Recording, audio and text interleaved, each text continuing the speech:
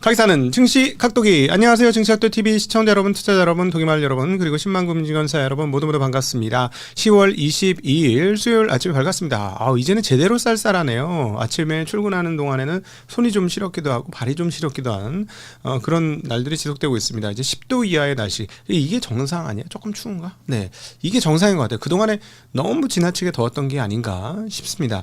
자, 미국 시장은 다우존스 지수가 장중 기준, 장종가 기준 사상 최고치를 기록을 했습니다. 그러나 다른 주식 시장은 좀 빠졌죠. 한번 완전히 좀 다른 모습을 보여주고 있는데요. 그 전통 주식들이 강세를 보여주었고 첨단 기술주들이 많이 떨어지는 양상을 보여줬으나 한번 볼게요. 전통 기술주가 많이 포진된 다우는 사상 최고치를 기록했고요. S&P는 소폭 상승, 그 다음에 나스닥은 소폭 하락, 필라델피아 반도체 지수는 빠졌고요. 그리고 이제 빠진 폭에서는 이제 막판에 조금 해소되는 흐름들을 보여주었습니다. 이런 모습을 보여줬고, 자, 이제 오늘 두 가지 가장 큰 이슈가 있습니다. 금값이 폭락했죠. 금값 폭락한 이슈가 있고, 그 다음에 미중 무역업 상황이 어떻게 될 것인가에 대한 두 가지 가장 큰 이슈가 있습니다. 오늘 이것을 중심으로 같이 이야기 나눠보도록 하죠. 원자재 가격 먼저 보도록 하겠습니다.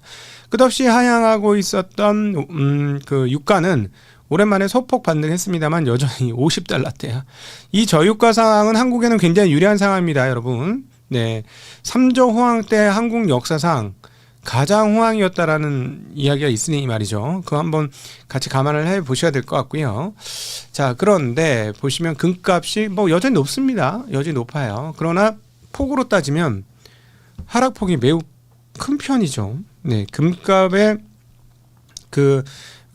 최근의 흐름에서 보면 한 달짜리 흐름에서 보시면 오늘의 하락은 지난 한 달간 가장 큰 폭의 하락이었다라고 볼 수 있습니다. 근데 쌍봉이네. What? 네. 자, 그러면 그 다음으로는 은값도 한번 볼게요. 왜냐하면 은값이 변동성이 더 크다. 네. 은값의 오름폭이 굉장히 컸었으니까. 자, 보시죠. 은값. 얘네는 헤드앤숄더네. 헤드앤숄더를 그렸어. 이게 헤드앤숄더가 전형적인 고점에서 나오는 차트잖아요. 그리고 이제 계속 말씀드렸지만 가격의 급등이 나타나는 건 조금 별로 좋지 않은 뉴스다라는 말씀을 드렸어요. 자, 그런데 왜 갑자기 이렇게 떨어졌느냐? 저희는 17일 날 오후 중국 방송에서 분명히 이 점에 대해서 언급을 드렸습니다. 자, 뭐냐면 중국의 황금 거래소라고 있어요. 상해 황금 교역소. 우리는 황금 거래소라고 하는데요. 네. 여기에서 이미 16일 날 발언을 한 게 있어요. 그거 보신 분 있죠? 중국 마감 보신 분들은 보신 분이 있는데, 자, 왼쪽에 보면 상해 황금 교역소 이렇게 써 있죠. 최근 시장 불안정에 영향을 미치는 요인이 많아 국제 기금속 가격이 크게 변동하고 있다. 모든 회원들은 위험 예방 의식을 높이고 위험 비상 예비안을 계속 잘 준비해서 시장의 평온한 운행을 수호하기 바란다. 동시에 투자자들에게 위험 방지 작업을 잘 수행하고 합리적으로 포지션을 통제하며 이성적으로 투자하도록 제시해야 한다라는 얘기를 했습니다. 이성적으로 투자하도록. 지금은 뭐다? 비이성적이다. 그리고 이미 중국의 주요 은행인 공상은행, 건설은행 등등의 금값 변동성 리스크에 대해서 고지를 하면서 이성적으로 투자를 해라라고 공고를 했었습니다. 계속 말씀드리지만 중국의 특성은 한국의 새마을운동 상황과 비슷하다 이렇게 보시면 돼요. 정부가, 즉 우리나라도 그랬잖아요. 지금 관료의 힘이 센 것 중에 이 나라는 누가 만들었어? 너희들이 만들었어? 정치인들이? 아니야, 우리가 만들었어. 이런 생각 할 수 있잖아요. 한국의 관료들은. 근데 지금 중국 같은 경우는 중국 정부가 쫙쫙 끌어가지고 가는 나라입니다. 그러니까 국가주의 국가죠. 중국은 대표적인 국가주의 국가예요. 그리고 지금 이제 미국이 그걸 지금 따라하려고 하는 상황이고, 네, 이 부분에 대해서 이제 우리 홍기민 선생님하고도 대담을 했었습니다. 자, 그러니까 중국은 정부에서 하겠다고 하면 하는 거예요. 작년 9월 달에 대대적으로 주식시장 띄우겠다 해서 지금 결과 어떻죠? 띄웠죠. 예, 그런 나라입니다. 그다음에 첨단 기술 산업 그 육성하겠다 하니까 했어요. 근데 참으로 놀랍게도 뭐 모든 나라가 조금씩 다 그렇긴 합니다만은 한국에 비해서 조금 심한 부분이 뭐냐면은 그 일반인들의 희생을 깔고도 가는 나라가 중국과 일본의 특징적 흐름이다. 지금 뭐 저기 인민들은 죽겠는데 그럼에도 불구하고 이제 과거보다는 살기 좋아졌으니까 그냥 이게 이렇게 우리가 여기까지 왔으니 여기까지 온 거니 너희들 이제 따라가자 해가지고 사실은 지금 약간 민주주의 국가 같은 경우면 저기 서민 경제 살리려고 상당히 많이 돈을 썼을 것 같아요. 네, 물론 돈을 안 쓴다는 건 아닙니다. 쓰긴 쓰는데 그럼에도 불구하고 첨단 기술 쪽으로 많이 그 방향을 틀었죠. 그 국가의 방향이기 때문에요. 근데 자 여러분 여기서 이제 포인트가 뭐냐면 국가에서 경고를 했는데 이 경고를 한 나라의 캐퍼시티가 어떻게 즉 금 매수자로서의 수준이 어느 정도 되느냐는 거야. 어? 자, 예, 여기가 글로벌 그냥 넘버 원이잖아요. 금 사는 데 있어서는 탑이야. 그리고 여기는 인민은행도 금을 샀단 말이야. 인민은행도. 그러면서 지금 위안화 국제화를 위한 발걸음 중에 하나가 뭐죠? 위안화 갖고 오면 금 바꿔줄게. 이거 하기 시작했잖아요. 우리 금 많이 쌓아놨으니까 위안화 갖고 오면 금 바꿔줄게. 미국 달러와의 그 세계화는 어디서 시작됐습니까? 브레튼 우드 체제죠. 네, 그게 결국 금태환 약속 아니에요?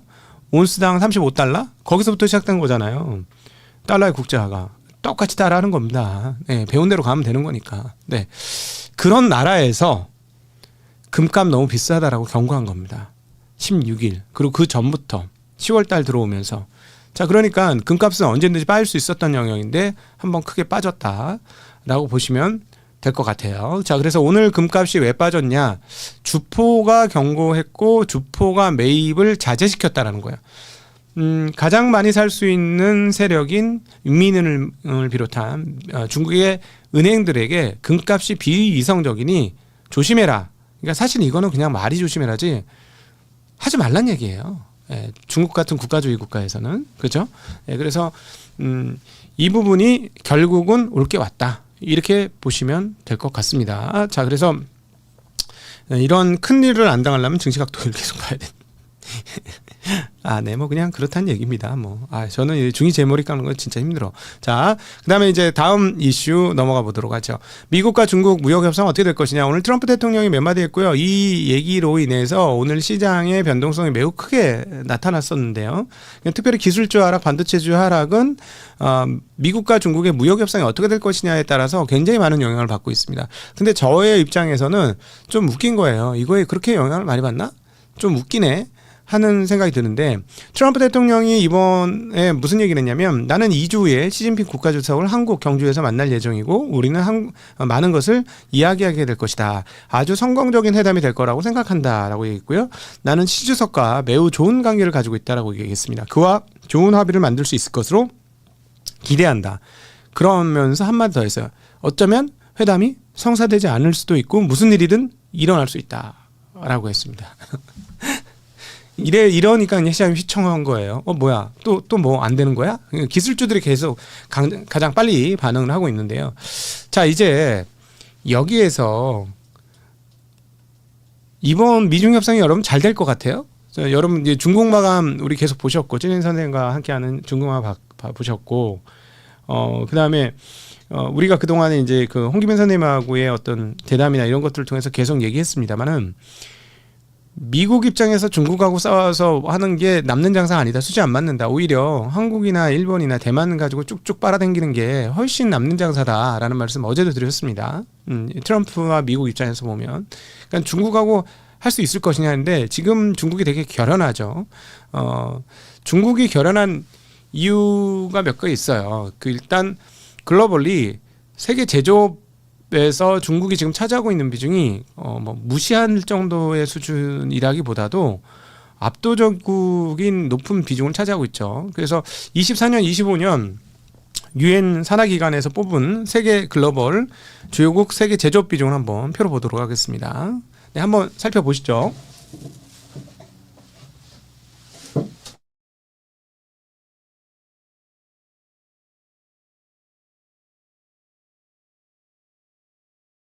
지금 현재 32% 중국이잖아요. 그다음에 미국이 15%고요. 그다음에 일본, 독일, 그다음 대한민국. 우와. 그다음에 인도, 이탈리아, 프랑스, 영국, 멕시코 뭐 이랬습니다. 전 이거 보면서 야, 이게 글로벌 제조업 순위가 세계 그 소위 말하는 랭킹 뭐 GDP하고 연계된 그런 랭킹하고 상당히 유사하네. 뭐 이런 느낌을 받았습니다. 자, 그런데 이제 그 제조업은 고용을 많이 창출한다는 측면에서 어떤 뭐라 그럴까 기초 체력 같은 거예요. 산업적으로 보면 그런 측면에서 지금 중국이 32%인데 요거는 이제 지금 유엔 쪽에서 정리를 한 거고 2030년 어떻게 될 거냐 중국 쪽에서 어떻게 기대를 하고 있냐면 표를 한번 다이어그램을 한번 보도록 하겠습니다. 2030년이에요. 그쯤 되면 이제 중국이 한 45% 정도를 차지하게 되고 미국은 아까 말씀드렸듯이 한 16% 정도였는데 그것보다 더 쭈그러들 것이다라고 예상을 하고 있습니다. 뭐 일본 소폭 줄어들고 한국은 조금 유지하는 정도 수준입니다. 자, 요 상황이기 때문에 무슨 생각을 하고 있냐면 우리 이제 우리 중국마음 때 많이 안 보여드렸었는데 중국 분들이 생각하고 있는 지금의 상황은 뭐냐면 공수 역세예요. 네. 공수 역세적 상황을 지금 생각을 하고 있다는 거지. 자, 대표로 뽑았던 칼은 무슨 칼? 네, 히토류 칼이죠. 히토류 칼. 히토류 칼을 쭉 꺼내면서 쳐봐, 때려봐. 우리도 옛날 같지 않아. 쳐봐, 그래, 쳐봐. 그래? 쳐봐. 내 몸 어떤가 한번 때려봐. 뭐 이런 분위기예요. 계속 말씀드리면 일본과 중국은 일종의 뭐랄까 그 인민의 그 어떤 희생을 깔 수 있는 그 국가적 능력치가 이걸 능력치라고 표현해야 되나? 어쨌든 뭐 그런 역량이라고 표현해야 되나? 뭐 그런 게 있어요. 그렇기 때문에 그리고 그 부분에 대해서 일단 다 호응을 하니까 그거 할 수 있는 거죠. 한국 같아봐. 우리는 한국 사람들은 되게 합리적이잖아요. 아, 그래. 이거는 우리가 같이 희생하고 이거 가야 돼 하면은 그 정부 집단에서 하기 전에 우리는 근무기 먼저 해주잖아. 자, 이거는 우리가 힘을 모아줄게. 행주에다가 돌멩이 싸가지고. 자, 우리가 도와줄게. 우리는 이런 게 좀 세자. 우리는 이 밑단이 엄청 세. 우리는 좀 달라. 이 동북아 삼국 중에서 진짜 좀 독특한 국가야. 남들 보기엔 다 똑같이. 서양 애들이 보면 어느 나라가 어느 나라, 누구야, 어디가 중국이고 어디가 한국이, 어디가 일본이야, 막 이러지만 우리끼리 보면은 상당히 큰 차이가 있습니다. 예, 그러니까 우리는 좀 이렇게 밑단에서부터 바텀업으로 가는 데고, 일본과 중국은 탑다운으로 가는 국가죠. 국가 시스템 자체가 조금 그렇습니다. 자, 이런 상황에서 과연 미중 협의가 잘 이루어질까? 근데 문제는 뭐냐면 미국의 여론이 문제인 거죠. 그러니까 중국을 그냥 넘어가고도 그냥 중국하고 큰 관세 안 때리고 그냥 대충 넘어가고도 해결을 할 수 있을까? 근데 주식시장 좋아할 거거든, 그거를 분명히. 그러니까 주식시장 좋아하면 그냥 뭉개고 넘어갈 수 있지 않을까? 여기에서 지난 2분기 미국 가계의 주식 비중이 나왔습니다. 미국 주식 비중. 자, CNN 비즈니스에서 보도한 건데요. 지금 미국 금융자산 중에서 직접 그리고 또 간접 주식 투자 비중이 얼마냐? 2분기에 역대 최대 45%예요. 와, 45%? 우리는요. 우리는 아니지. 우리는 10% 될래나? 네. 그러니까 이 말인즉슨 어떻게 되는 거야? 미국은 주식시장이 행복하면 다 행복해. 주식시장이 좋으면 다 통과돼.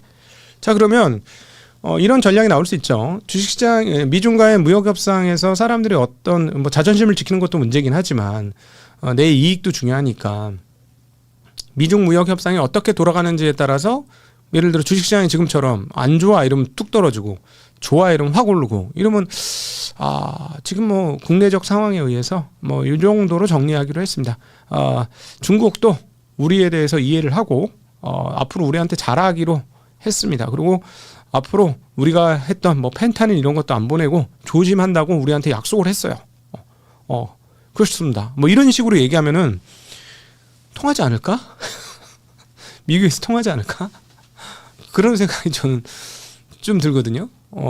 그러니까 게다가 중국에서 최근에 그 보도가 되었습니다만은 중국이 미국의 약점을 알았다. 미국의 약점은 우리가 진짜 몇 년 전부터 얘기하던 건데 미국의 약점은 주식시장, 이고 강점도 주식시장이다.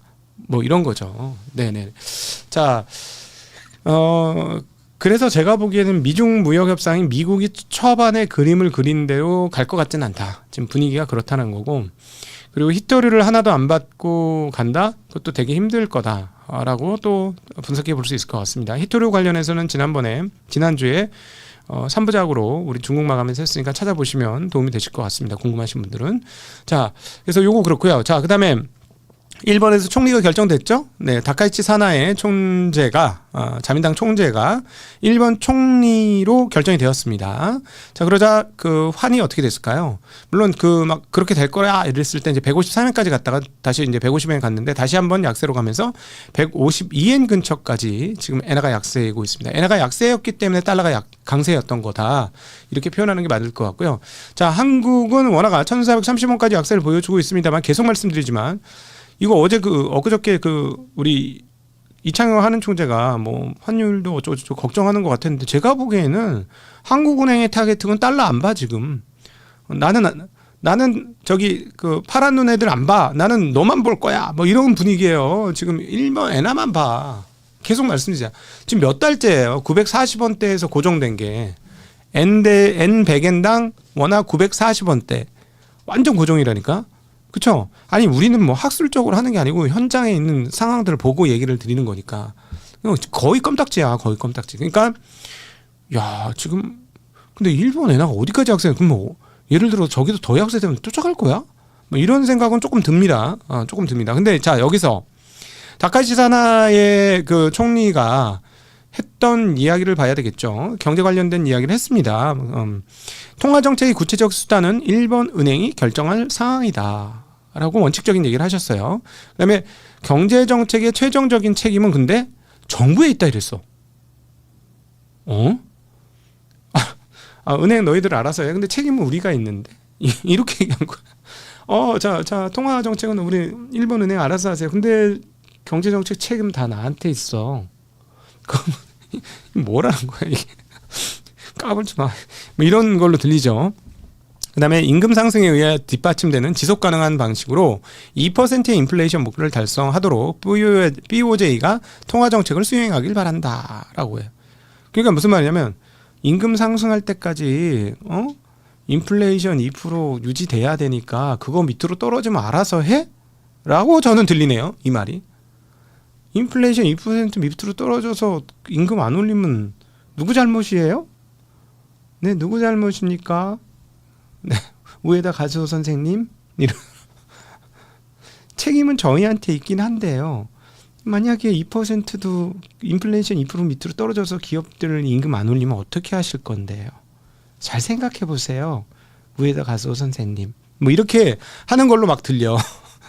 첫 내각 회의에서 경제 패키지 초안 작성을 지시할 것이다. 라고 얘기했고요. 물가 상승 부담을 완화하기 위해 단원 조치를 취할 것이다. 저는 오히려 이제 여기 첫 번째 아까 그 2% 밑으로 떨어지는 뭐 그렇게 말씀드린 지금은 인플레이션 되게 심하고 쌀값도 미친 듯이 올랐고 그래서 물가 그 일반인들한테 표를 얻기 위해서는 물가 상승 문제를 해결해야 되거든요. 지금 1번이. 근데 할 수 있을까? 계속 솔직히 말해서 조금 의문입니다. 솔직히 말해서 1번이 그거를 잘 해낼 수 있을까?